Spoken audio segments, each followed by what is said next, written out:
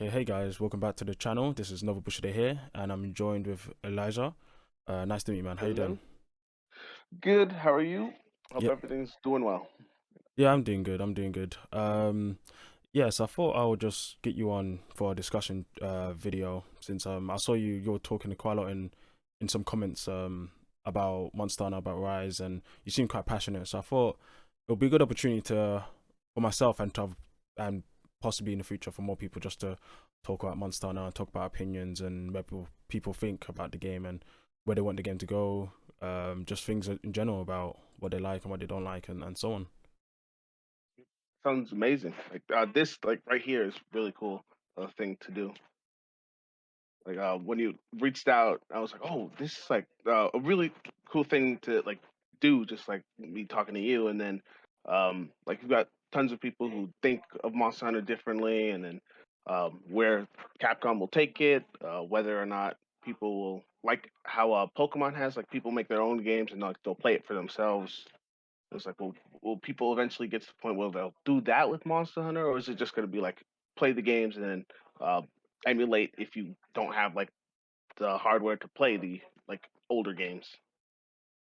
Yeah, true, true, or vice versa, I suppose. Yeah. But yeah, no, for sure, for sure. I mean, yeah, I guess it'll be it's interesting to see, where things can go. Monster Hunter's really ballooned up. It's gone so much more popular than it used to be. It always used to be popular, but not as much as it is now. Yeah. Um, which has its benefits and its negatives. But yeah, let's start with some of my first topics. I just wanted to know what's your background with Monster Hunter? Like, where have you started? And yeah, go for it. So I was first introduced to the series in 4U. I didn't actually play it. I had seen this. I was on YouTube, and so I saw this video, honest reviews, but not honest trailers. And so it was mainly about 4U. And so the game had been out for a while by the time I saw the video. So I was like, oh, I'll just wait till the next game. And so then um, Christmas when it came out, Christmas the year of it came out, I got Generations on the 3DS, and I played that. I didn't play it a ton, but so I would play that whenever I had free time. And as a kid, I mainly ignored the monsters and just went through the maps because I had never experienced the game as big as Monster Hunter had been.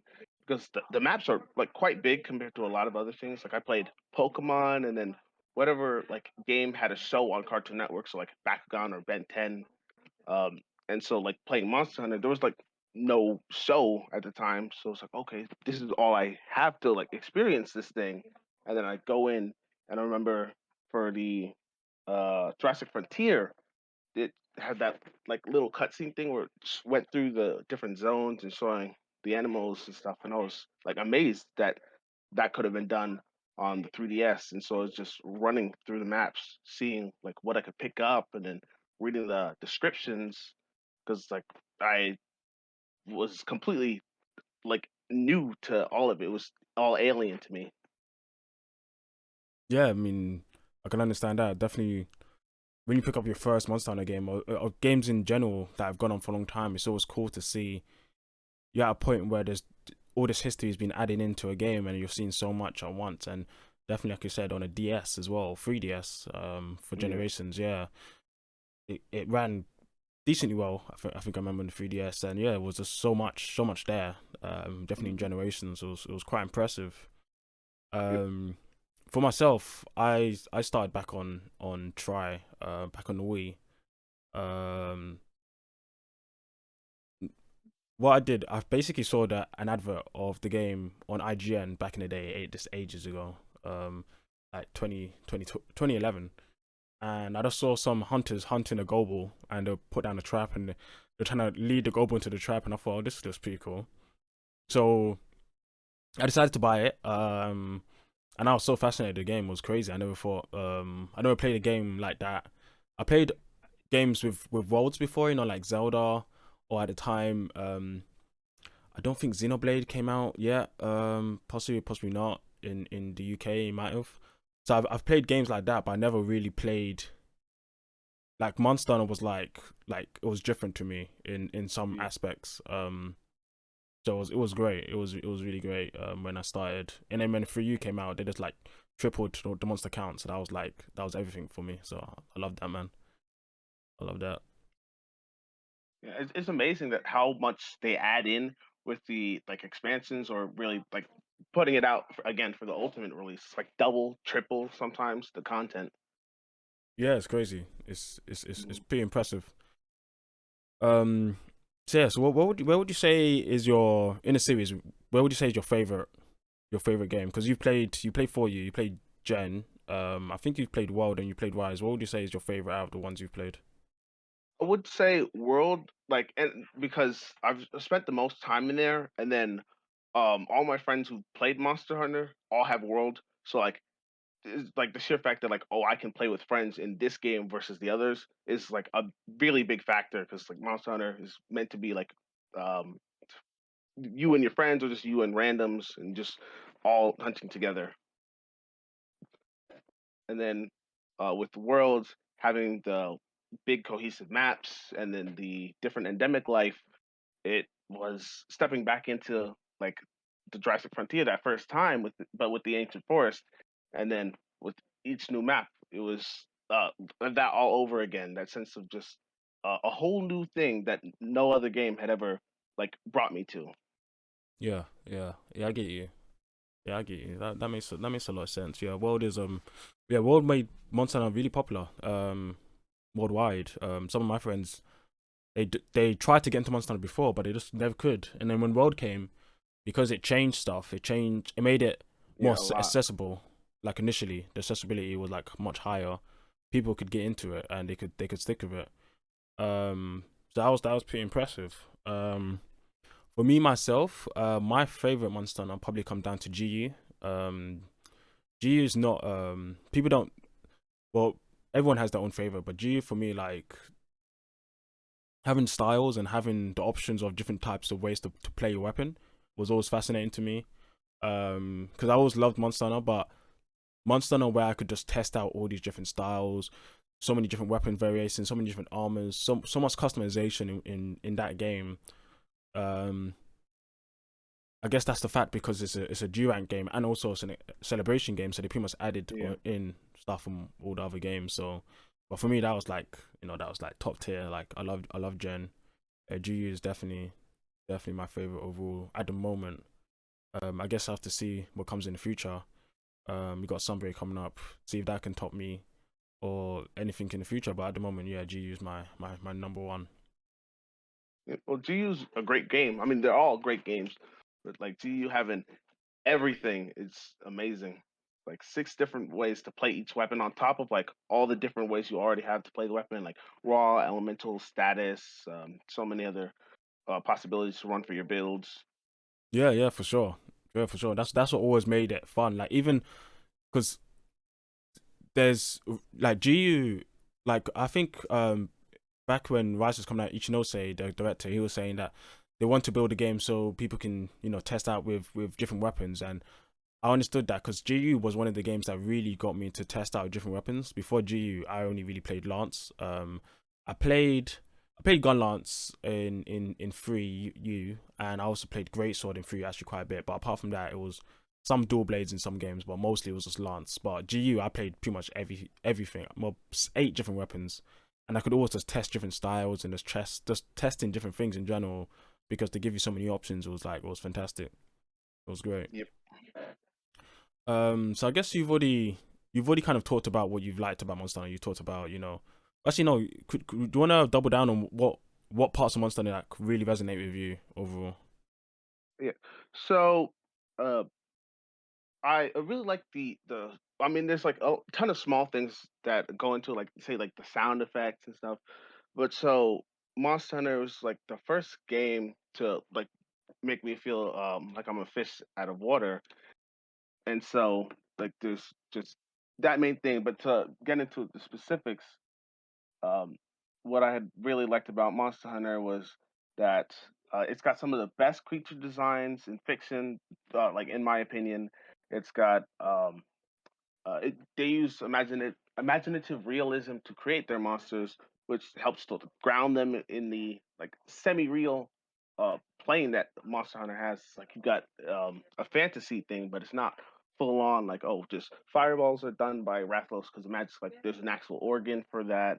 And then I like that it was slow, methodical play because I was 12 when I first played Generations, and so it's like yeah, like I was new to it. I didn't have anything to like make the game better understood, except aside from like YouTube, which was just starting to learn about, and so it being slow would help me to like move around the monsters and uh, like actually get to see them and then avoid attacks and like truly use my weapon because I didn't have to just constantly be moving, constantly attacking, constantly running back and forth. Yeah, I see what you mean when you come back to one of the points you said about the monsters, like the monster designs. It's interesting because in Monster Hunter, it's I mean this is all fantasy, right? You don't have dragons like this. We don't have Yeah. animals breathing fire, but you could it's believable enough to a point that you could actually see if there was a dragon that could do that. Like if you know what I Yeah. mean, it takes realism, but then it also has all this fantasy as well laid over it, which is quite fantastic. I mean, a lot of games do it, but I guess they take some extra step when it comes to like ecology and geography and stuff like that into each monster and the zones they actually appear in and stuff like you said, Rathalos with the fire, and him mostly appearing in volcano maps, or maybe he might appear in forest maps, but he doesn't appear in desert maps generally, Yeah. um, and so on, or water maps or anything like that. Yeah. But while some monsters, like let's say the Devil Joe, who's he can live anywhere, he can persist anywhere. He will roam all these other zones, which is fascinating, isn't it?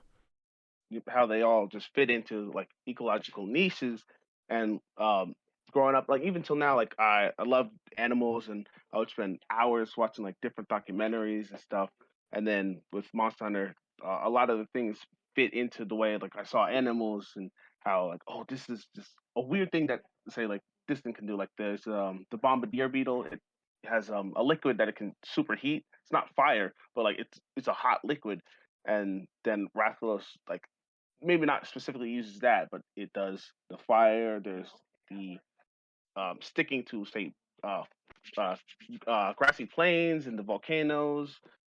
Devil's the very way that the scales and the skin go into each other, and how you have the actual ridges on his back, and that go all the way down to his tail, and you have the different parts of the skin that has separated because of the actual muscles being too much for his body to truly keep inside. Yeah, yeah, no, for sure. I definitely get that. Um, I suppose for me, I would like we did for the other topics. I'll just say for me, what I like about Monster Hunter, I think mostly it's hard for me to say overall, but mostly I think I just love um me Feast and Monster just going at it with all different weapons I'm trying out. Just testing my metal against the monster. If I want if I want to defeat the water monster, I'll take a lightning weapon. If I need to defeat the ice monster, I'll try to grind out the fire weapon, and so on. I love that aspect of the game. Figuring out percentages of if I want to get this part of the weapon, this part of a monster, like the rubies, the gems, plates. What's the best way for me to get that, and so on. I like that type of play. Um, on top of that, I guess having to prepare for certain quests that can also be that can also be interesting for me. Um, Different maps as well, different environments, seeing different monsters, cool moves of different monsters. For example, like deviant monsters are my favorite because their moves are crazy, absolutely insane. So it's always cool to see these monsters and them coming up with different things. So yeah, yeah, that's where I come from when it comes to Monster now. And the reason I kind of ask this stuff because I think it might lead into our next part of when we get into Rise and what you like about Rise and what you don't like about Rise. 'Cause I guess maybe it depends on people's interests on different parts of what they focus on Monster Hunter or games in general may lead to into what they like or what they don't like in certain games. So you played Rise, isn't it? Because that's the main topic of this one. You played Rise. You played it on the Switch, right, or PC? Yes, I play on Switch. I don't. I have a laptop, and that's what I'm doing this on. I'm not now. It probably could handle Rise, but I'd rather just stick to the Switch. Okay, yeah, I've also got a Switch. Okay, that's cool. And what do you like about Rise? Like what in Rise do you like about the game? Yeah. So I've got like notes and like I have a whole page for like things I do like about Rise. But so uh like the first off, like the switch skills uh is a lot like the styles, but while there's less options, you actually sort of have more choice in what your attacks can do, because it's like, okay, you can change the heavy attack and light attack for most weapons like insect glaive, or with bow you can change the dash into the um, the counter one where you swipe with the an arrow. With greatsword, you can do raid slash, which is really cool, or true charge slash, and how you have like it changes many different things. You can be the heavy attack or light attack, your actual mobility for your roll. It can change the finishers for like switch axe. The it brought back um, the most axe slash no from World or from Iceborne really, and then made it switch with the charging the sword, which I never really charged the sword on Charge Blade, but charging the axe and just spinning it around was really fun, and I could choose which one I would want for my uh, builds or for specific fights. Yeah, that's cool. That makes a lot of sense. Is there anything else, or do you want to go into what you have issues with when it comes to the game? I've got lot of other things. I'm not sure like how much time you've got. You did say 40 minutes, but so I like that the wire bugs limited super moves, as like now it's one resource to use for either a super move or just mobility and just zipping around.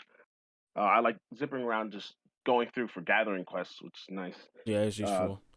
How, yeah. how about how about we say free? So if you got one more, you can Okay. put another one in. So I like the rebalancing of armor skills. So with the Spirit Birds, like now there's no health boost skill, there's no stamina cap up, which helps to like, okay, now you can go get health boost without having to gem it in, but you don't have that option to have it from the start. You have to go look around, and then the with the decorations especially, they changed attack boost and critical eye to level twos instead of level ones, because most builds you're gonna have a level one slot in your build in at least one piece of armor, but level two now it has some competition because you could either do weakness exploit or agitator. You've got crit boost and so many other skills that are really set in the level two slot, that now attack boost and critical eye have to compete with that, and so you need to pick and choose which skill do you want instead of just putting it in level one, because like a level one jewel slot is quite easy to pick from, because you just have like attack, crit eye, uh, the elemental and status things. You got health boost from world, but now they rebalanced it so attack boost and crit eye are level two, which is very nice that it actually sort of lowers the use of attack boost and critical eye, but like they still are really powerful. Yeah, yeah. Because one of my issues well, not issues. Well, I mean, I've always had an issue with the Monster Hunter skill system. I never thought it was great. I mean, I've said to my users before, if I think the old school system, I'll probably give it a 6. I'll probably give Worlds a 3 out of 10, and I'll probably give Rise a 4 or 5 out of 10. But none of them have been perfect. But I Yeah. do believe Rise has rebalanced some of the offensive skills that you can get in World to make it a bit more. It's harder to get. You can't just slot for level one slots have attack on attack. I mean, attack gems are decorations are hard to get in the first place, but if you do have them, there's so much to slot in, and crit as well. There's so much to slot in.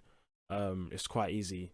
Now they made it so it's craftable, but now also they've made it you need level 2 slots instead. So you have to kind of balance out. Do I want just a crit? Do I want the attack? Do I want to go for tenderizer? Like I need to fight against these other skills. But in turn, of course, moving things in different tiers, you're always gonna have to fight against other skills to get certain stuff. So it's a balancing act, and Monster Hunter team has never been great at it, but hopefully one day they'll get better. Yeah, but Um, they've done a lot better in Rise of balancing it than they did in World. I mean, World was the first try, and Rise they improved it. So hopefully, Sunbreak is they'll still probably use it, but they can look at what has been done and rebalance it, and then even six portable and seven portable. They'll get more information. yeah, yeah, that's the good thing. That's the good thing I love about. Well, that's the good thing about Monster Hunter and game development in general. Like in sequels, when you have sequels of games, and the Monster Hunter company have done this again and again and again since well, at least since I joined in the series. This isn't try, but from what I've seen, they've done this since the start. Where you have the game, they come out with a lot of new stuff. They try new stuff. The stuff that sticks, they continue to the next game. The stuff that don't, they might take out or maybe some limitations. And they just keep evolving. They just keeping the improved stuff, keep improving and keep testing new things and keep trying new things. And it's quite fantastic in that way because each game is different. That's why people can still go back to 3U to this day and still play 3U because 3U is the only game with underwater combat. So people will literally go to that game for that, or maybe people will go straight to 4U because they love frenzy. They love the frenzy mechanic and the guild systems to go for that, or GU as well because GU has styles and arts and it has deviants. So each game has its own unique or USP. So they all value they all have great value even when newer games come out, which is fantastic for the Monster Hunter series in general. Every game's a breath of fresh air. You got a different look. You got a different mechanic. And like, yeah, there's some mechanics that I would have liked to experience. Like, I would have liked to experience underwater combat. I have a Wii, but I have to plug that all up again. So, and then get it. I'd probably get Try instead of 3U because with the Wii, I have two analog sticks, so I can look around freely. I think Mm. if that's an actual option instead of with the 3DS. I think there's an add-on that I could get. I just have to find one that I would be willing to pay the price for, and then slap that on 3DS and play it. Yeah, I have one of those add-ons. It's not the greatest thing in the world, but it was the option we had at the time. But I'm more of a, I guess I'm more of a console player. So but I did go out my way to get a 3DS just to play for you specifically. No, it was yeah for you. No, for you I used my mom's 3DS. She had the one, so I bought that, and then I bought the Generations 3DS to play Generations. Those are the only two games I actually own on a 3DS. I don't own any other games. But yeah, coming on to the crux of the conversation. So yeah, you had a lot of issues with Rise. I mean, from the messages you saw, I didn't read them all because I wanted to hit them fresh. So I'm not just fully prepared for some of the stuff you're saying, so we can have like a back-to-back conversation. So yeah, well, what type of stuff do you dislike when it comes to Rise and in general? Yeah. Well, I'd like to start with some issues I do have with Rise aren't like Rise exclusive issues. Like they could be an issue that is just a fifth gen issue because like World might have done the same thing, or something that just I don't like about the series as a whole. But like there's very little things like that.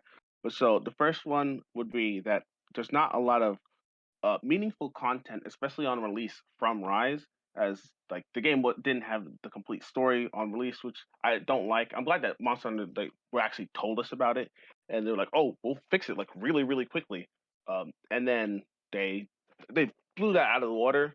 But there wasn't that many event quests, which is understandable, and so you had just to do the village and hub, get through all of that, and we're just waiting on the story to get finished. Yeah, yeah, I understand that. That was it was a weird thing at the time, and it's the first time that's ever happened under understanding circumstances. But regardless of it being understanding, it's up to the consumer if they want to, you know, acknowledge that and accept that understanding. What I mean by that is, due to COVID, delays in development. Development is harder during the times. Working Yeah, working with other companies, working with other teams. Definitely for event quests, when you're trying to collaborate with other companies, and timelines and when things should happen, it becomes especially difficult. after they got hacked. Yeah, even that too. All that was happening at once. It's the hacked part. I can't say myself how much that would have impacted the development of Rise, but it's very possible it did greatly. But when it comes to the COVID stuff itself, I'm a software engineer myself, and I can full heartedly say that it's difficult working. definitely in a massive team as they probably have on a game in that time. Nonetheless of that, that's how the game came out. So if a user felt like that's not acceptable, that's up to them. They it was their decision, right? They could have delayed it, but they wanted it to come out before the end of the financial year, which was they came out 26th of March. Financial year starts.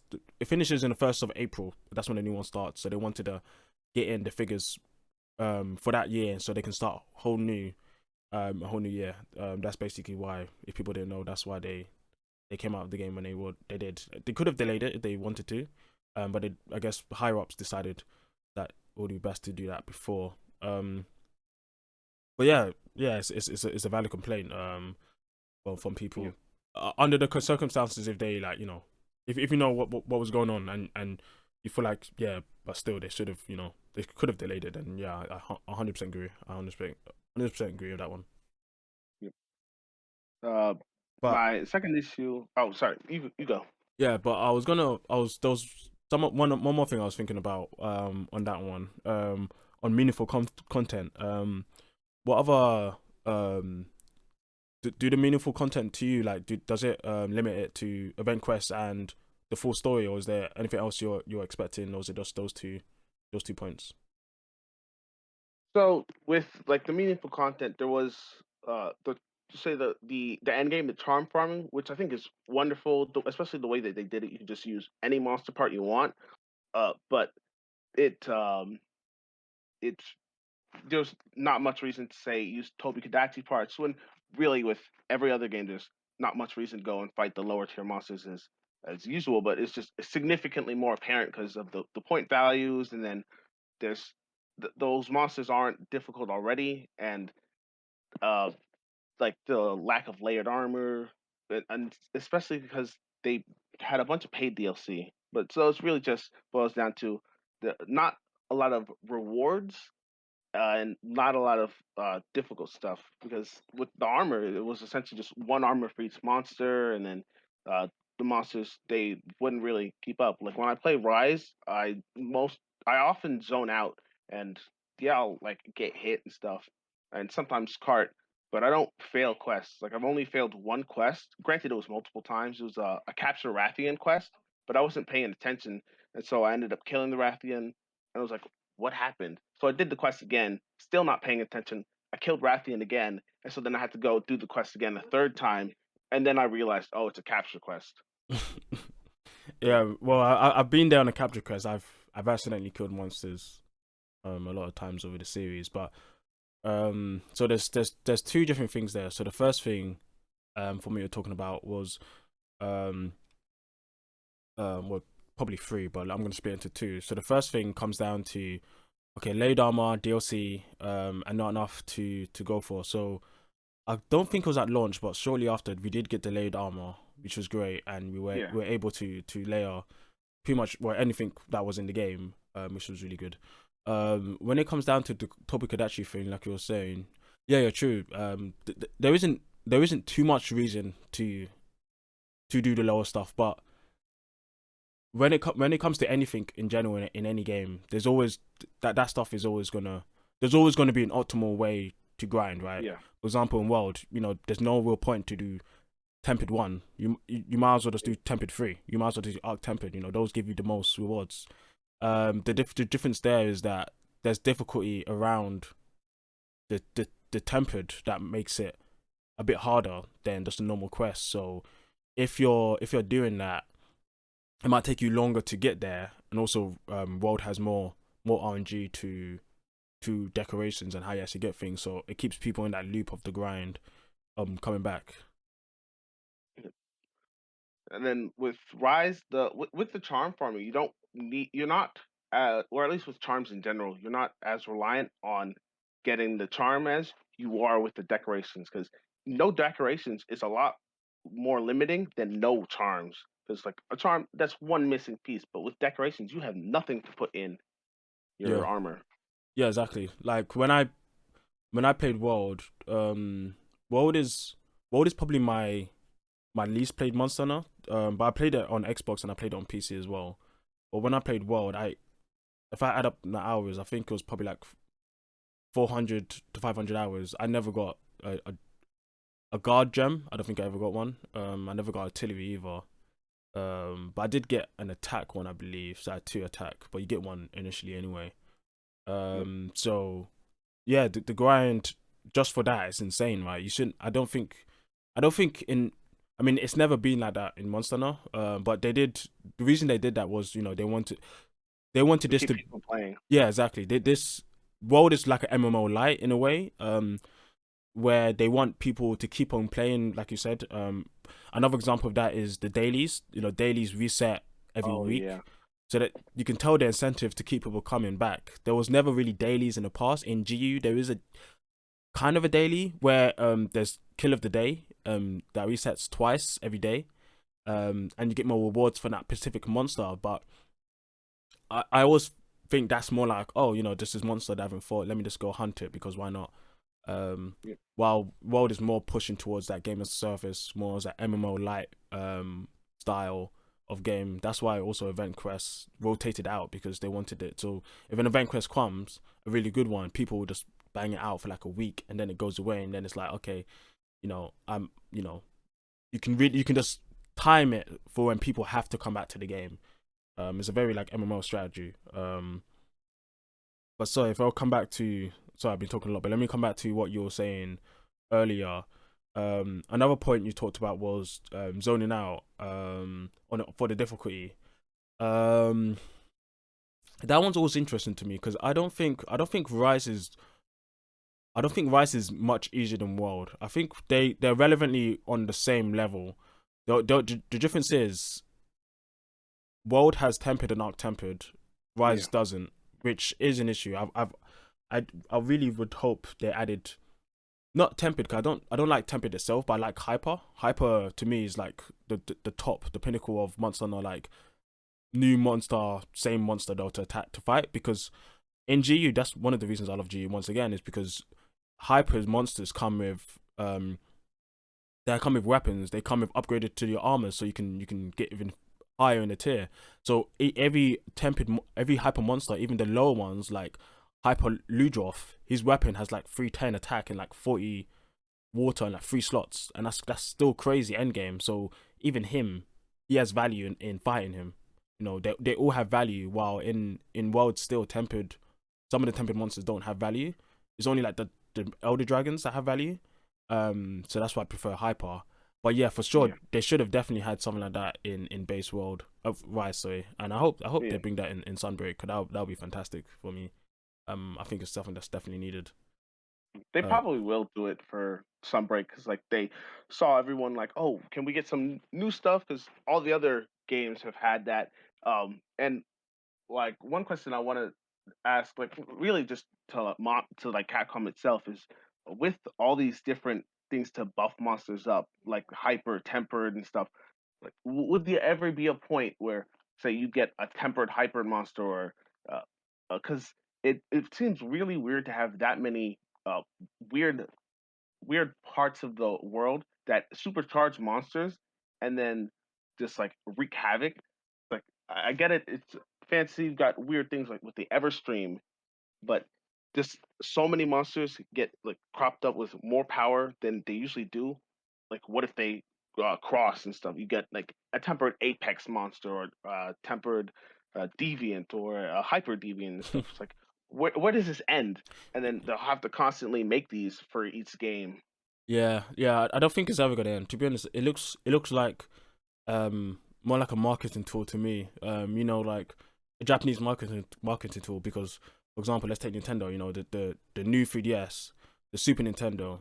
They always put those adjectives at the front to make it seem new. So you got tempered, you got hyper, you got Apex, you got new Apex. Yeah. Frenzy. We got all these adjectives to make it seem like, oh, this is new. When it's a variation of a similar thing. Granted, different ones differ, but the difference is minimal in some instances. But one interesting thing is in 3U they actually didn't have an endgame loop, and they didn't actually also have um what's it called, any tempered or hypered monster. The benefits that game had was because it was so built with a lot of content. Well, not, I guess at the time it was a lot of content. and some of the quests at the end in G rank, there was a lot of monsters. It really could pad out the game a bit more than in like for you or any of the other Yeah, games. Um, I think 4U is the one that started it because I don't think DOS or the original Monster Hunter, I don't think they had those either because there was a lot less things to do with the games because like technological limits. And then they were able to focus on the content that they did have, leading to like a lot of things because of seasons switching things out with an in-universe explanation, which is better than events switching for a random reason in world, and then you having underwater and try. And I would like to see if they would ever bring those back, as I think it would be really cool. And they could limit seasons because most people wouldn't like that because they already don't like events. And then DOS didn't do very well, so if they were to do it, they could at least like summertime. Maybe you're not going to go fight in the day, or at least you might not fight Diablos in the day because like Diablos overheats, and so like maybe make it so you can't fight Diablos in the night since fighting it in the day is a lot smarter since like it's gonna overheat and then it has to run away because it needs to cool down or else it'll just die of heat stroke instead of the actual hunter, and then other things like say areas flood after winter and then you have to uh, swim in order to reach like areas. They might not be like areas that monsters could go to, but they could just be gathering areas. Like um, world, there's a couple fringe parts of the map where it's just you can go, and then there will be endemic life, and then maybe some gathering spots, but that's it. And so with seasons and underwater, you could have like winter block it off with the snow, and then when spring comes, it just melts it all. So you have to swim through it. yeah, yeah, I agree. A lot of those ideas would be nice to see for sure. Um, Sorry, let's just get back on track Yeah. about what you don't like, because yeah, you did have a lot, and I want to see if we can discuss through that. We'll definitely we'll continue this for longer than 40 minutes anyway, because we're reaching 40 minutes now anyway. So I'm fine with continuing. So yeah, go ahead. Is this what else really do you feel like is actually no? Before that, I just want to say one more thing about difficulty stuff. But yeah, I do agree that still the game is not as difficult as it should be. I think actually no. Let me rephrase that. I think Rise does difficulty scaling really well, but the issue is the the starting point where it scales and the end point, it doesn't scale fast enough or Yeah. high enough. What I mean by that is the first quest you do, it's easy. It's super easy. Which in games it shouldn't be super tough unless you're trying to make something like Dark Souls or Elden Ring. Where the first monster would rip your face off. But well, in this game, like in normal games it should scale up. So the first quest is easy. You go to 2 stars, it gets a bit harder. 4 stars, blah blah blah. It gets harder and harder until you're at the end, and then it should be like super hard. Well, it could be super hard, but in Monster Hunter we're used to super hard. The issue with old school Monster Hunter and its difficulty is the scaling was way off. It's always been off. Like they start you at like a medium level where the monster's kicking your ass. And then it plateaus once you get armor. It becomes super easy, and then you go into the next tier, and then it becomes hard again. You get your armor, it becomes easy, and so on. That's normally how Monster Hunter is. And then in World it was easier, but then it was kind of still easy until we got to, well, at least in my opinion, it was easy until we got to um Arc Tempered or even Tempered Elder Dragons. That's when it actually gets hard. In Rise, it starts too easy and it doesn't scale high enough. Even though it does scale, which is good, that's really good game development. It doesn't scale enough for where people feel like this is the point. Until these Apex event quests came, then it's like, yeah, this is a really good point for difficulty. But then again, there's an Apex issue which people already pointed out, which doesn't entice people to want to fight them unless you just like to fight in general. And that actually leads. Well, actually, no. You go on. I want to hear from more from you. Go on. What's your next Yeah. one? Yeah, well, back to I want to add one thing about the difficulty thing. So, like, I would like to have at least monsters be relevant to the hunters when going through the story. World and Rise, like, yeah, fifth generation's easier than the classics, but World at the very least it had like maybe not walls, but it had like speed bumps with Anjanath and Diablos. And then Rise, you didn't have those speed bumps and stuff. Like when I beat low rank, yeah, it's still low rank and the different ranks sort of symbolize different like difficulty levels because you can choose low, high, or master if it's available. With one when you complete low rank, the credits roll, and I was like, did I really earn this? And I was like, please tell me the game's joking. And yeah, I knew that there was the hub that I had to do, but I just didn't feel like I earned it. Okay, yeah, I do see what you mean, but I do have something about that. Um, I think it also becomes relevant to the hunter itself because let me give you an example. In World, you said that Anjanath and Diablos Yeah, was one of your walls. For me, an example, let's say in World, I didn't really have any walls at all. But my yeah, cousin in Rise, he had walls on Magnum Mallow, even in the hub, while you didn't have any walls at all, right? And yeah, you see what I mean? Different people have different walls at different states. I mean, that that's not me making an excuse that saying that the game isn't easier because it could be, depending on person's point of view. But what I mean is that I think different people for when they're coming into the game, if Rise is your first game and you've never played a Monster Hunter before, it can be quite difficult trying to understand the mechanics. Definitely a monster like Magnum Marlow, who's the last monster in the game for the story, at yeah, for the story at least, the first story. He can really give people a lot of trouble, while people who are more seasoned like us, they're easy. Or when it comes to World, for example, Diablos was difficult even for my friend as well, who was new to Monster Hunter. But for me, he was a Diablos who was weaker than the old Diablos. Diablos in like yeah. Gen or 4, 3 even was harder than the one in World, so it was easier for me. But I do also agree that they should, in general, regardless of scaling of like people's abilities, there should be points in the game where monsters are purposely harder to make people think more about what they want to do when it comes to defeating a monster. You, and just push the player to like, here's this wall, knock it down, and then just make sure that the player has the tools to knock down the wall or climb over it. Because I think it's really important to have that. And yes, like as you said, coming into the whatever game you come into for Monster Hunter, like if you come into Rise, Rise is going to be hard because you don't know Monster Hunter.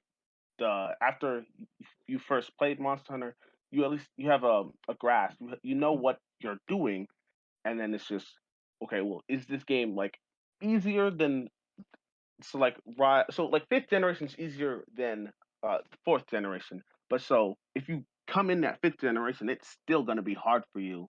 And so like the difficulty it does scale with the person's experience. But I'd like to have the challenge going through the story. Like they could have offshoot things during the story to go do like, oh, here's this random Rathalos that's flying a little bit too close to the village. Can you please at least move it away or do something? And Yeah, then that could be like a really challenging Rathalos, and they wouldn't have to have like Apex tempered or whatever. It's just a challenging Rathalos for no reason. yeah, and it might not be like explicit in the story, but it's like it's something there to do within the offline solo hunt. Yeah, no, I think yeah, I think that would definitely be good. I know they do that sometimes, but maybe not enough as they should do it. In general, um, You yeah, know, For You had a lot of very specific reasons for monsters. Like there were like actual individuals of the species. There was a Brachydios. I forgot what was with it, but in World, I remember like the Broken Horde and Keating to introduce Rajang. Um, but yeah, if you want to move on to the like next part about like what I don't like for Rise, then yeah, I'm ready to move on. yeah. Sorry, yeah, Uh, go for yeah. it. So uh, Rise preparation feels more like an option instead of a requirement. So um, there's the restocking at the camp, which World did, and then potions heal you way too much, especially mega potions. Like most of the time, I'll just heal my full health, and then if you can put recovery speed, oh, not recovery speed, recovery up on top of that, then there's like no reason to use max potions. There's no reason to use regular potions because a regular potion is still a lot, and then you can move with the potions, which is smart because the monsters they're faster than they've ever been. and but it's still not enough. Like the potions, they heal too much. There's no hot and cold drinks. Whetstones, they are items you have from the start. Like I'd be okay with them being infinite as long as like you have to get it from somebody or just find it once in the map. Um, Fishing rods, I'm okay with that being just your own item because there's no reason to have to make it. Bug nets, I think bug nets are cool, and just having them be reusable. But I did like the fact that bug nets and pickaxes would break. At least uh, I'm not sure how like exactly pickaxes break or forge or whatever. Like say it's like the actual pick, the metal part never breaks. Like maybe the actual shaft or the handle that you're holding, maybe that cracks and you have to go uh, fix it maybe a little bit. Hmm. That would be a nice, just a nice thing of like, okay, you have to maintain your tools because we already maintain our weapons through the sharpness and making sure we have the ammo. But like our tools, we have infinite use of those, and then the fact that mantles, which are gone in Rise, but like wire bug, it's just in most cases it's a get out of jail free. Like there's a lot, it's a lot harder to screw yourself up with a wire bug than it is to like succeed with a with a wire fall. And they could have done different balance changes, but they just started with it, and I just feel like there's not much need to prepare for a hunt. And I would love to at least have one game in the series, like it could be a spin-off where each monster is that much of a task to fight where you have to specifically have a build that might be for that just that one monster. Say like you have a bit like you need to make a build for Diablos where like you have to have say a part breaker to break the horns just like the way that you have a big opening or tremor resistance, wind resistance, and then or say for Barrioth, breaking the arms is really good on barrier. So maybe you need to bring part breaker just to slow it down that much more, and then have ice resistance and wind resistance because like it's literal tornadoes that it's like throwing out there. But as long as you're not getting hit, you're barely touched by it. Yeah. Okay. Yeah. There's quite a lot there, and there's different points. There's probably like three or four there. Yeah, sorry, I have like a bunch of stuff, and I really need to condense it down. Yeah, so Nice. essentially, just lack of preparation isn't required for everything. Yeah. Really, Yeah. that's just No, yeah. it's good. I'm gonna try my best to tackle each part. But yeah, let's start with the preparation. So um, when it comes to actual preparing, so I'm gonna separate this from there's no need to prepare and you don't feel like there's a need to prepare. I'm gonna separate it into two things. So what I mean by that is there definitely is a you definitely there's definitely Yeah, you should. preparation. Yeah, you should. There is definitely preparation. The game is structured still that you should prepare, but it is true. They have taken away cold drinks and hot drinks, so that is one aspect that you don't need to care about when it comes to preparation. Um, that's just one separation I'm gonna make so people know that for when I'm talking now. I do agree that drinks probably potions probably do heal you a bit too much. They probably should scale it down a bit. If they do scale it down a bit, I think that would be fair enough. That'd be fair enough. Definitely since we have mobility as well. They gave us quite a lot, so if they scale that back a bit, I think that'd be great. Um, Adding on to the preparation thing, I still think there is a lot of preparation, but it might not be the preparation that people are used to or care for due to how it's presented. What I mean by that is spirit The bugs. spirit birds, Yeah, yeah. spirit bugs. Yeah, they are preparation. I remember I saw Rurikon talk about this in a video, and I was thinking, wow, he was surprised when he realized that, and I was thinking, I already thought this, so I'm thinking a lot of people must have not really thought of that. Where yeah, spirit birds are preparation in a hunt. It's optional. You can go out your way to get them if you want to, but if you know the map, it's more about knowing the map, knowing being the hunter in the map rather than being the hunter before the map. That's where the Yeah. games have kind of transitioned. Now, if you prefer that, if you don't, that's up to you. It's up to each hunter individually. Some people may not. It depends what you're used to, as well. Um, I do think it's a cool facet to be in the hunt, but even though it is in the hunt, if people do want cold drinks and hot drinks back, I think it's something that they could think about. Um, They just might be because able to change it actually.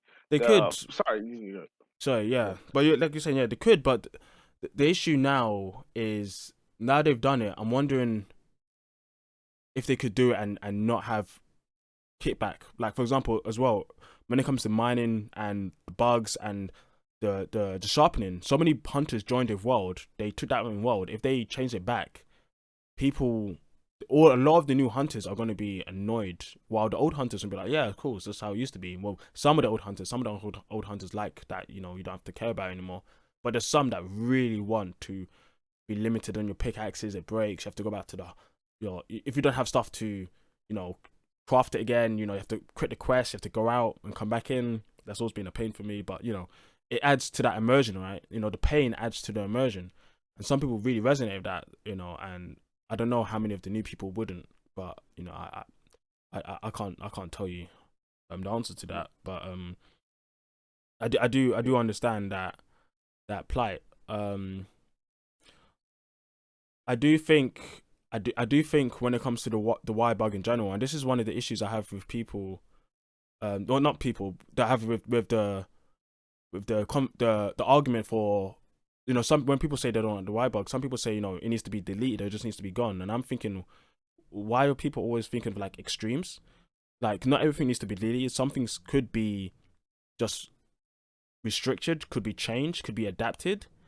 Uh, so for example, Rifle, you said it's really powerful. A lot of people do agree it's really powerful.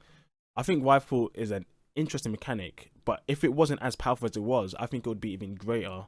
And I think a lot of people would love it if you could only do Rifle once in a while, or if it took a Two long wire time. bugs. Yeah, two Y bugs, or took a long time to recharge. It would make the user think, okay, if I Y bug this move right now, I could get away and maybe I could heal. But if he comes after me after that, I don't have any Y bugs. I can't do anything. So what am I gonna do? That type of mindset. I think that will add a lot of depth rather than at the moment you can Y bug quite a lot. It's not too hard to Y bug. It's an easy button to press and it comes back quickly. So I do believe, yeah, change could happen, but I don't equate change being needed as this thing equals bad or this thing Yeah, equals deletion, if you know what I mean.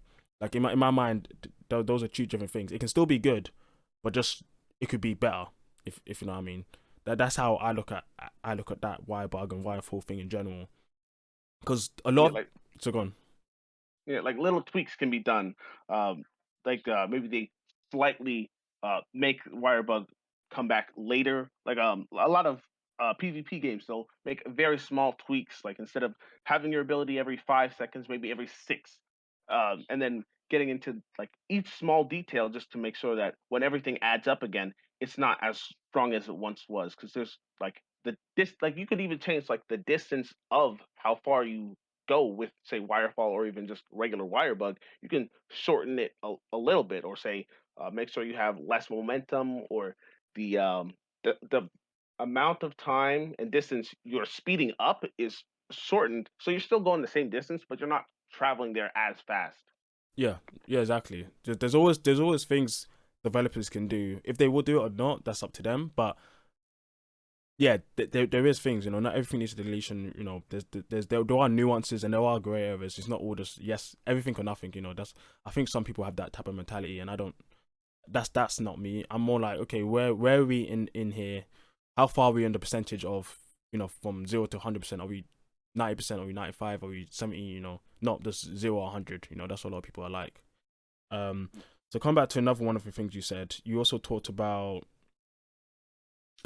monsters and the spin-off game possibly by skills. So that one's an interesting one for me because I also do agree that more skills, like skills in Monster Hunter, like I said before, they're not that interesting but the skill system's not that good because a lot of the monsters you don't need to care about their skills. Like there's barely been any instances where I need to care about tremor, where I need to care about resistance. There's been some, but not many. Or I need to care about all these skills. Like one of the things I like about Rise is you have to care more about stamina, which is great. But still, there's still a lot of work in skills that needs addressing. But one game that I do think actually did work on that quite a bit was GU when it came to defense, because some of the defense are really punishing with their moves. So if you don't have air res on against Dread King Rathalos, he's quite annoying to deal with because he has so much air pressure. Or if you don't have tremor res against Grimclaw, when he's tremoring around, he can punish you because of that. There's things like that, and when he punishes you big. He does a lot of damage, and so there's things like that they could implement into these monsters into the newer games as well. So we can keep that. If you need if bring tremor res to fight this monster because it's that much of a problem. Yeah, we don't really have that much in Monster Hunter in general, but I think GU Endgame does do that actually quite a bit, which I did like, and I do hope they do bring that back. Um, Yeah. but I think a lot of the issues, actually no, let's go on to next issue, and then I'm gonna see if this ties into one thing I'm thinking about. Let's go to a last one if you have another big one that you want to talk about. Yeah. My last one, uh it's not a Rise problem, it's just the entire series I have the problem with is the sense of size and scale that everything has. So the monsters, at least by the characters and like by lore, they're treated as big threats. And then to us, yeah, they're very big threats. Like Arsdros, a tier one monster, is equivalent to just like, I don't know, grizzly or even a polar bear in our world. So we're fighting that. And then you've got Rathalos, who's like the apex predator, and so then you've got elders on top of that.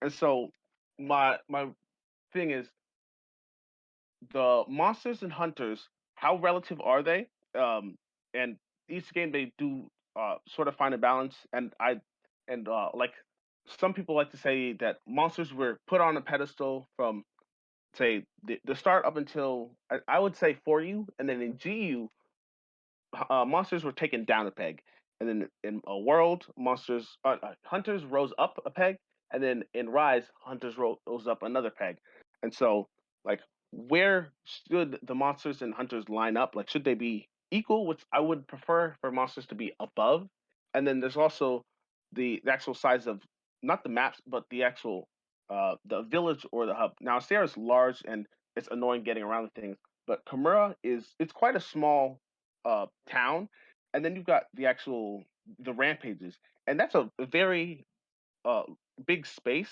Like yeah, Kamura could be like in the center of a valley, but they have all this space for such a tiny village.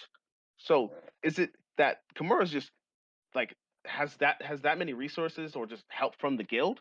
Or is Kamura just like really, really powerful and that the monsters like never stood a chance? Because I think the Rampage 50 years ago was supposed to like have gotten through the gates and actually get to the village. So I would have liked if, say, one monster could get through the gates, and then you have to fight that monster within the map. Yeah. Okay. Yeah. Mm, I think that last one it just becomes it's a problem with Monster Hunter storytelling in general. They don't really have that storytelling tell to show you visibly the impact of what monsters are doing. You don't see that. You get told what monsters are doing. You don't really see what monsters are doing. For example, like you said about um let's say a Rathian, this Rathian who's causing trouble. You don't see them causing trouble, but they tell you they're causing trouble, right? Um, but I think that's just a general issue. Like with Noagante, they call Noagante. He said Noagante is this trouble. He's going to be doing this and that, but you don't see it. You don't really see him causing any trouble for anyone in the town itself. But you do see that he causes, he's killing monsters, elder dragons, and lone elder dragons over. Um, so it's just I think for that one, unless they actually like give more emphasis on how they're telling stories and how they're doing the plots and the themes, I don't think that's going to change much general. And I think I think yeah, I don't think that want to change, unfortunately. So Mm. you might just have to look for that somewhere else, probably in another game. I mean, I might be able to just like ignore it as like the only way they could fix it is like do a ton of changes. Like they could make the story a lot more grounded because uh like with For You and For You World and Rise, like you have big cataclysmic events. Whereas like from 1 to 3, it's like okay, you're just in this village, you're helping it grow, and like you live there. And so like I would like to have a story like that, because then you don't have to put as much high stakes. And then once the hunter's completed the story, there's like you build up. and there's no relief. Or you could just go and try and find someone who can tell a better story with the cataclysmic events, and then they might be able to like get a good writer and then work it in and weave it within the characters and try to make the characters like actually do stuff with the story. But then they also have to make sure that the actual monsters in game live up to what people say they are doing. Yeah. No, I do agree. When it comes down to a more grander story, I mean, when I think about stories in Monster now, I people talk about fours a lot. I don't even think about fours, to be honest. I think about 3 years to me because I thought it was quite cool, like you're in this village, and Chris is the monster that everyone thinks is terrorizing the village, and the first time you see Chris, he's chasing after you, and you're running out of the water, and then you battle him later, you kill him, and then you realize, wait, he's not the problem. It's I can't remember his name. Cierdes. Yep. He's the problem. And I think yeah, it's more grounded, it's more simple, but I think it's just it's a cool idea that you're just trying to raise up yourself to be able to take on these monsters that are terrorizing. I mean, I guess Rise does have some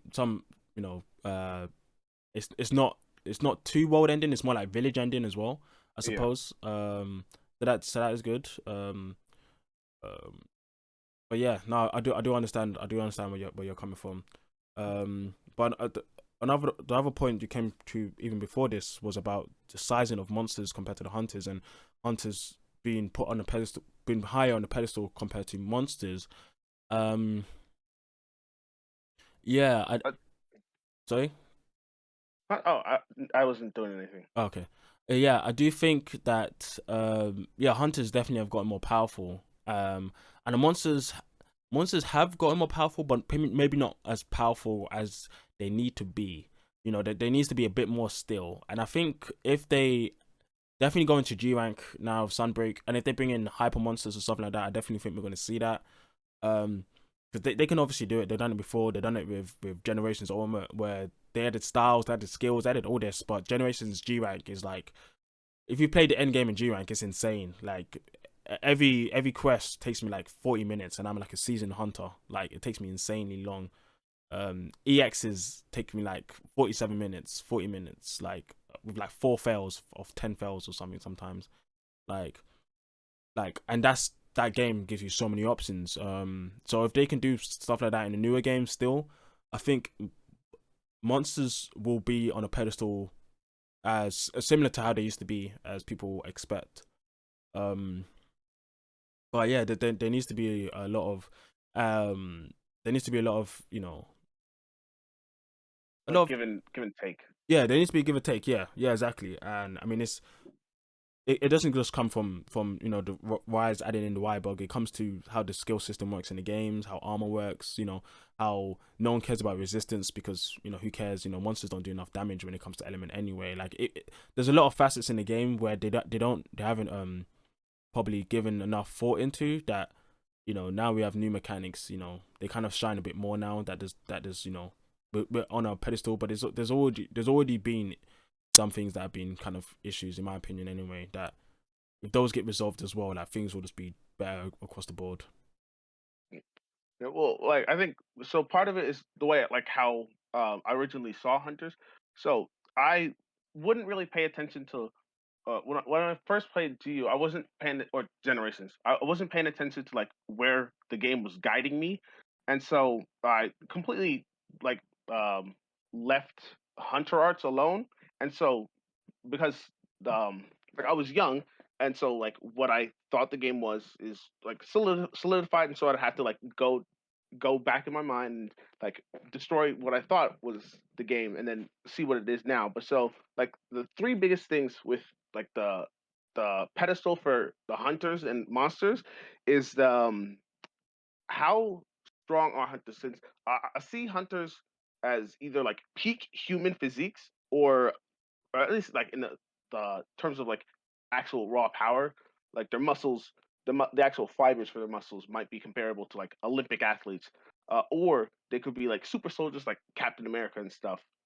Considering like they do heal and they fall from great heights, but in World you've got well actually mounting um so you can mount monsters, and with mounting there especially with elder dragons how are you able to stay on? Like, I get it, you're using knives and stuff, but like Teosha could just flare up. Yeah. Valazak can just hit you with the effluvium.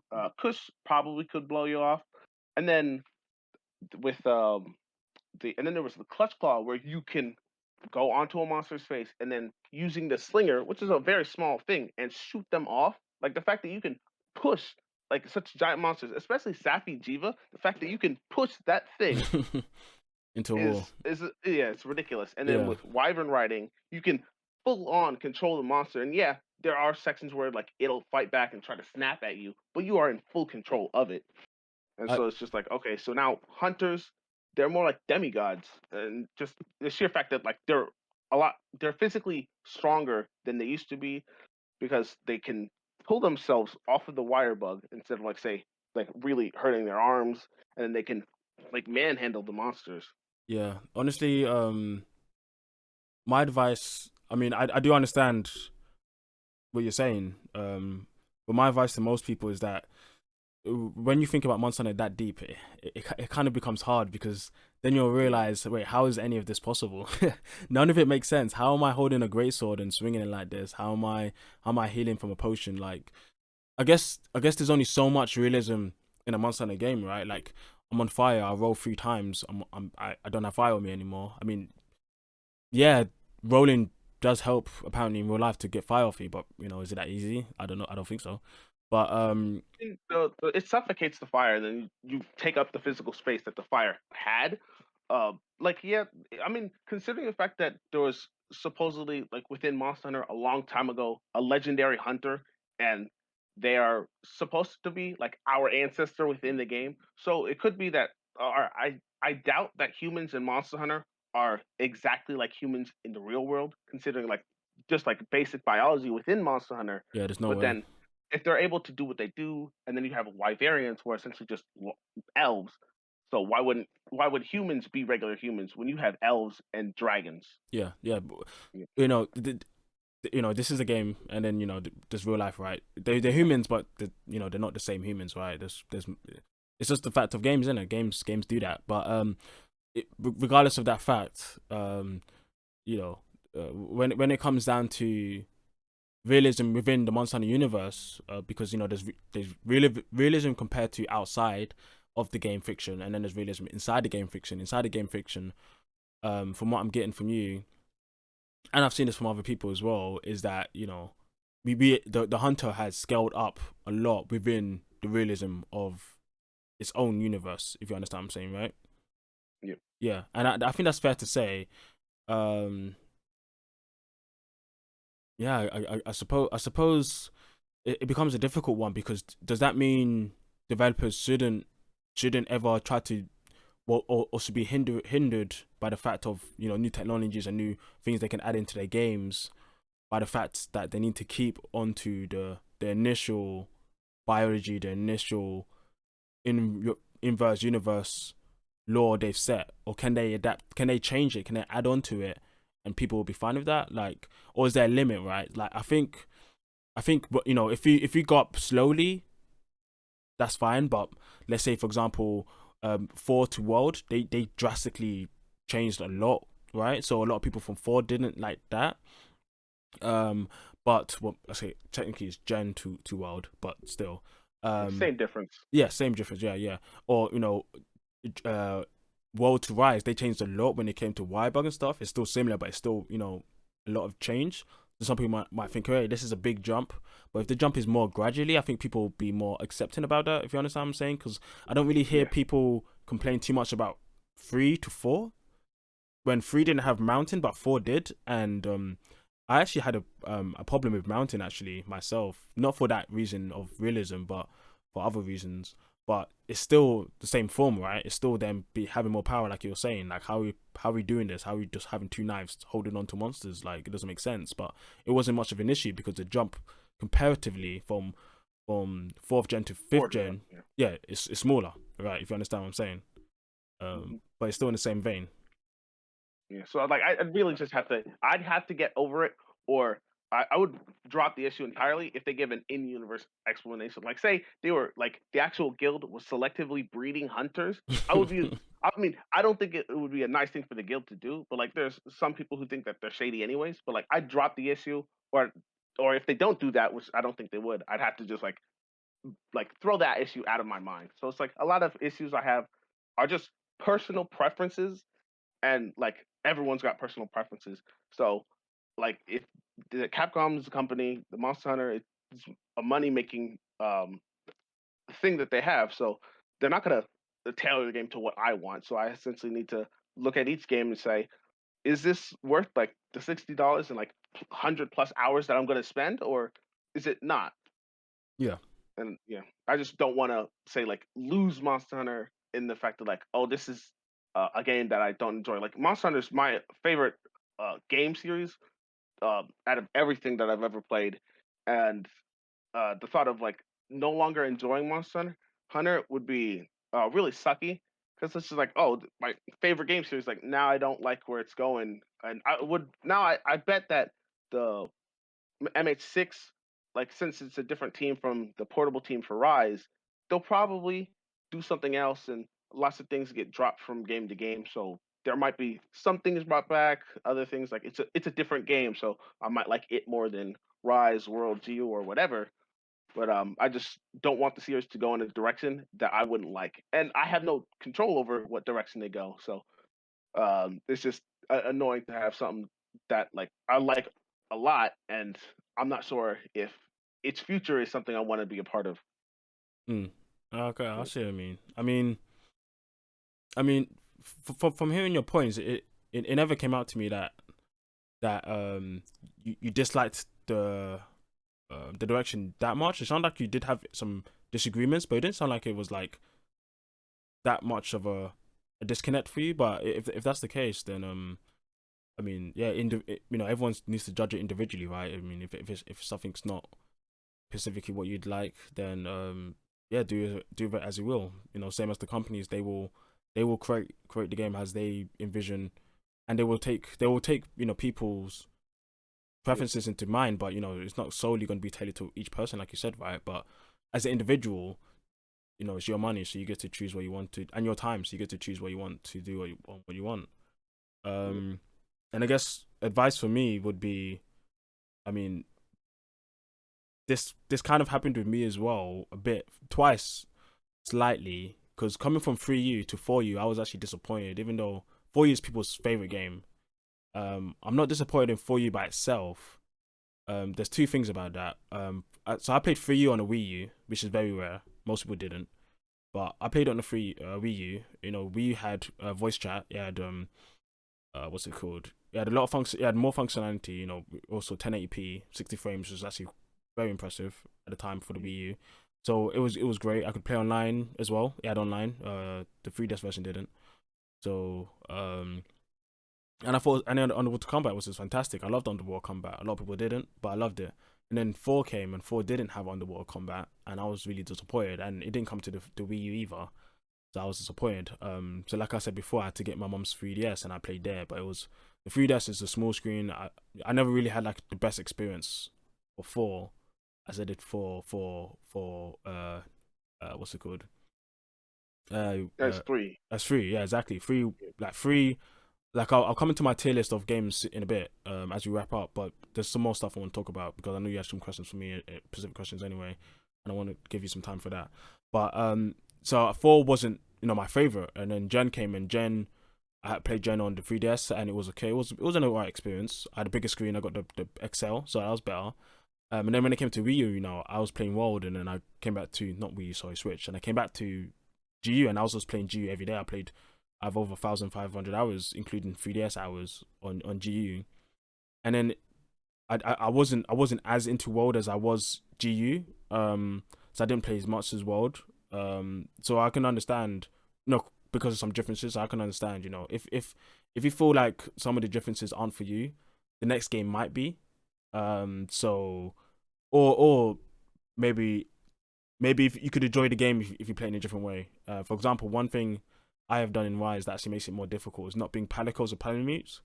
That's something I used to do back in Try and 3U just to test stuff. And if you don't bring them, I find the game much more difficult Yeah. because the palamutes and palicos, they add a lot of utility.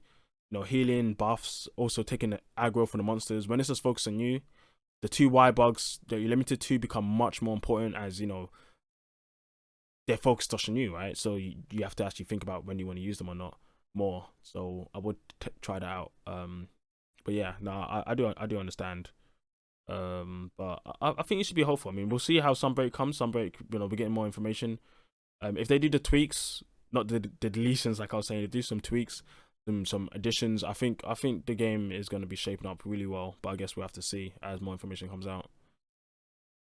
Well, I mean, I hope that they do tweaks because I don't want uh like Sunbreak to come out and then do so many changes to Rise that the people enjoy it, no longer enjoy it, just for me to like playing it. Like if they enjoy it, then they can have the game. Like I've spent my time in it.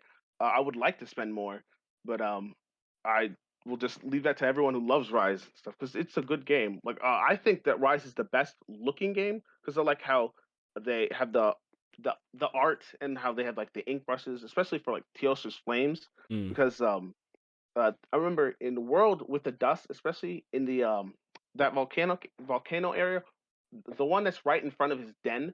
When he would put the dust out, I would play insect lave against him, and I would use a Kinsect with the blast dust. I would get confused between which blast dust is mine and his, and then also like, okay, is the blast dust like where it is, or is it just that I'm thinking that it's in a specific spot because of the glow of the lava in the actual part of that zone that is unreachable by a player.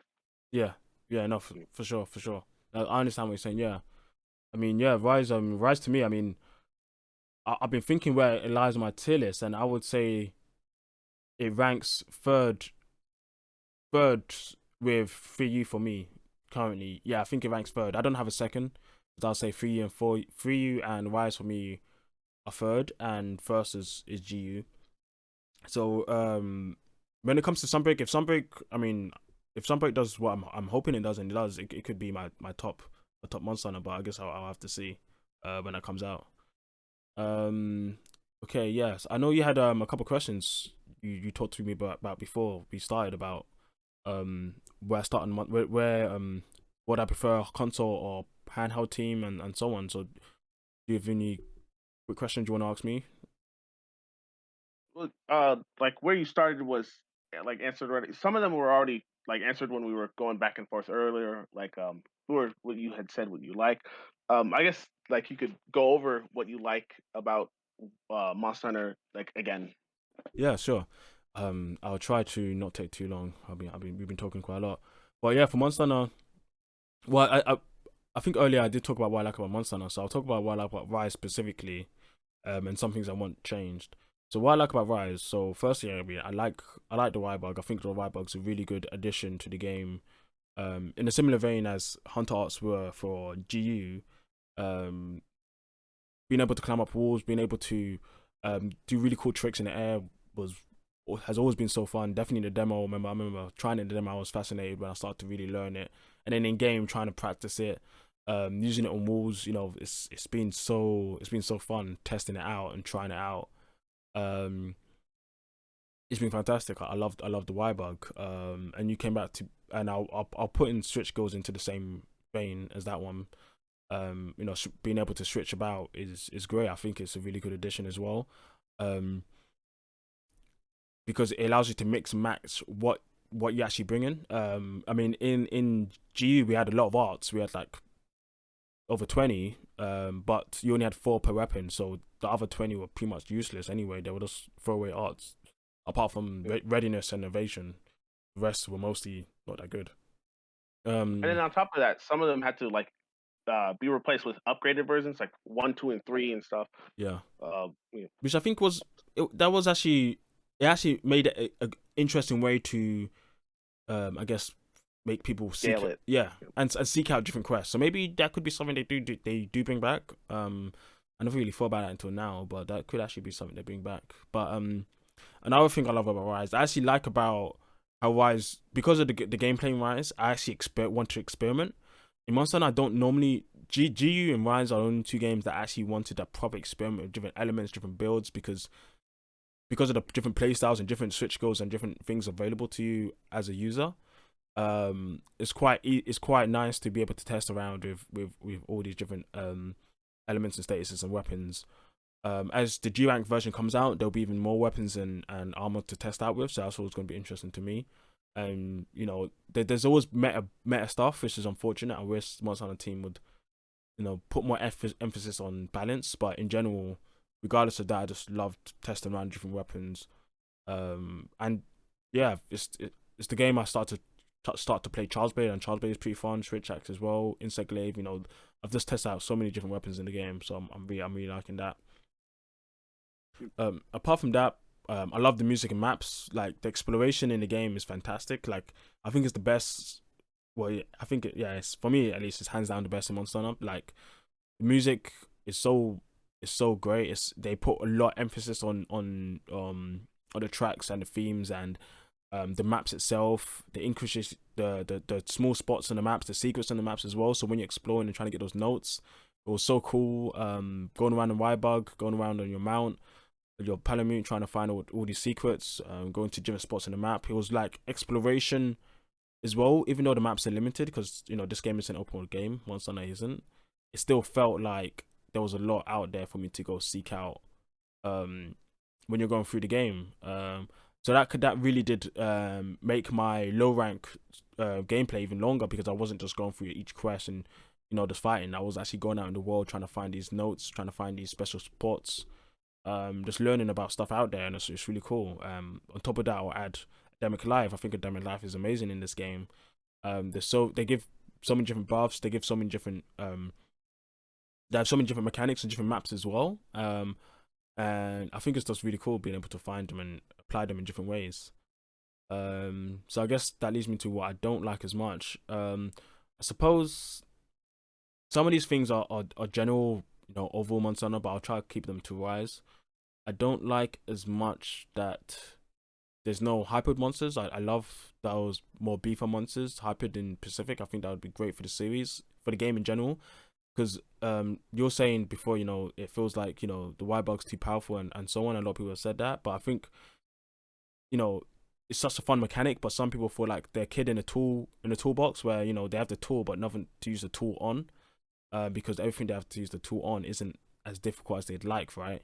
So if there was more, if we could have a tool and have a tool shed to use our tool in properly with harder monsters, I think that would be fantastic.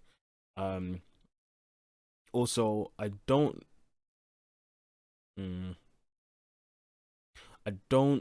like. What else I don't like? Sorry, I just have to think about this for a second.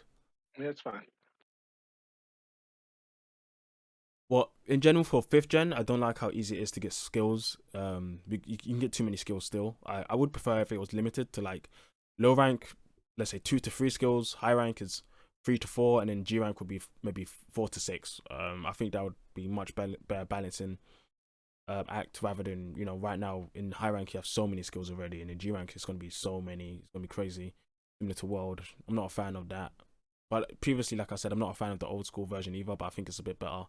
I think that there's a combination of both that can really be great. I don't know what that is. I think I talked about it in one video, but I can't remember what I said. But it would be great if we could get to that point. Lastly, that what I don't like.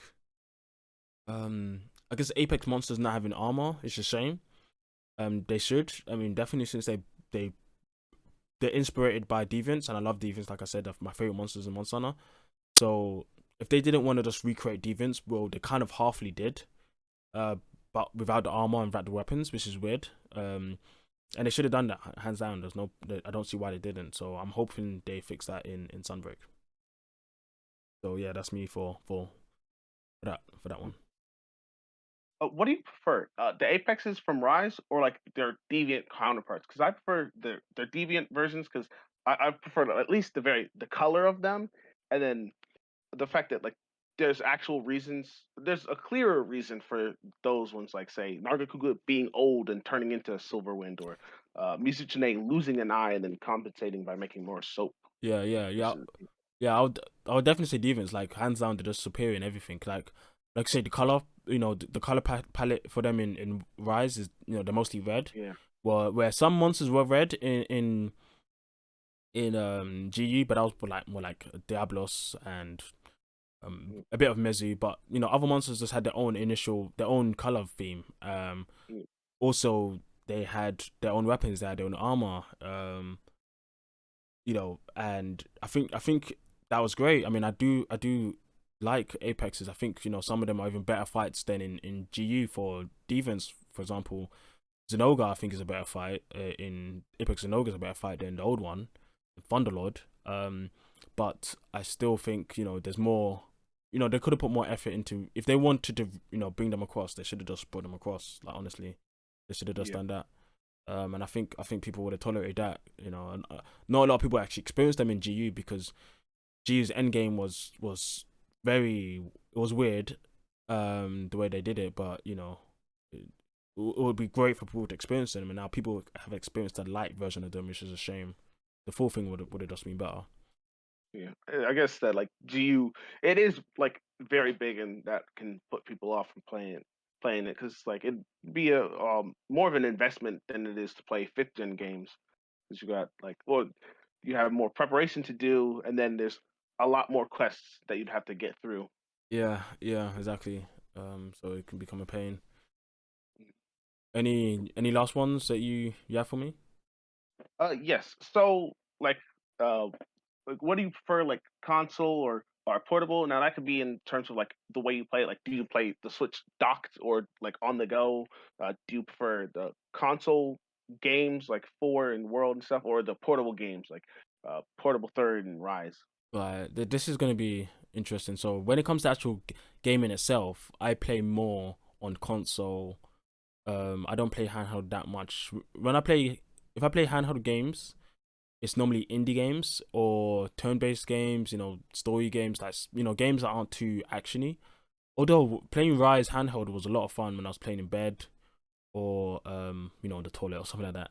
I used to play a lot of GU on the train when I used to go into work, but now I work from home, due to COVID. But yeah, yeah. I'm mostly a console gamer rather than handheld. Like I said, I've only owned two handheld games, and both of them were Monster Hunter. So that's how much of Yeah, a handheld player I am. And when it comes to the games itself, which team I prefer, I don't. I mean, to me, it doesn't matter. Like, if the game's good, it's good. Like, that's pretty much it to me. Like, I don't really, like, before people even like start talk, like, people didn't really talk about teams like this. Since, like, I think till Rise, because of the shift from GU to World and then to Rise. It's a different shift, so people started to ask questions and then they got answers. But before that, people never asked the questions. I don't think, mm, at least. So, and to me, I never really cared. I thought, okay, this is a Monster Hunter game for this console. This is for that console. Now I play what I like, and I've played all of them since Try. I've liked them in different variations, but I don't like. I wouldn't say, oh, I don't. I'm looking forward to the next console game. I'm looking forward to the next portable game. I'm just like, I look forward to Monster Hunter that's there. I look forward to Sunbreak. Well, I look forward to the one that's coming out next. And right now it's Sunbreak, and then yeah, after that, then I'll talk about six. But six, six isn't a concept to me right now because it's not a thing. Sunbreak is a thing. yeah. So that's how I in my mind, that's how I handle Monster Hunter.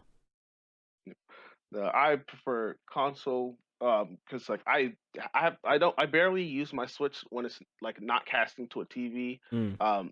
because like I don't it's a nice size screen, like it's the size of a phone or like a large phone really, but I don't like Joy-Cons. They're extremely uncomfortable for me. Like it's to the point where if I'm with friends and we're playing Smash Bros or Mario Kart and stuff, and there's no like controller, I just straight up won't play. Which is like it's something I need to like stop doing.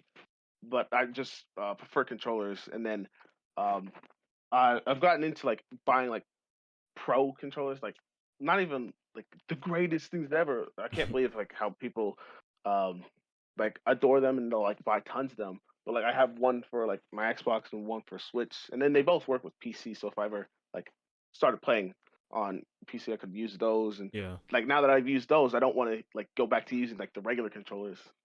No, it's fine. I mean, Mm, if that's how you prefer it, that's how you prefer it, man. You mm, know, you don't have to justify it to anyone, really. mhm.